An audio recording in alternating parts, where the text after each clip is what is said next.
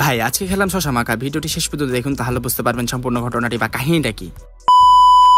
ভাই আজকালকার ওয়েদারটা হচ্ছে পুরাই আওলা ঝাওলা ওয়েদার, বা বলতে পারেন যে কখনো রোদ কখনো বৃষ্টি, এরকম একটা ওয়েদার। ভাই এত পরিমাণ খারাপ একটা ওয়েদার, কি আর বলবো। আচ্ছা যাই হোক, শশা মাখানোর জন্য ভাই যা যা প্রয়োজন আমি সবকিছু নিয়ে নিয়ে বলতে পারেন, শুকনা মরিচ থেকে শুরু করে তেঁতুল থেকে শুরু করে যা যা প্রয়োজনে আর কি আমি সবকিছু নিয়ে নিই। এর পরবর্তীতে আমি কি করলাম, শশাটাকে ভাই ছাড়াচ্ছি আর কি, তার ছোকলাটা ছাড়াচ্ছি।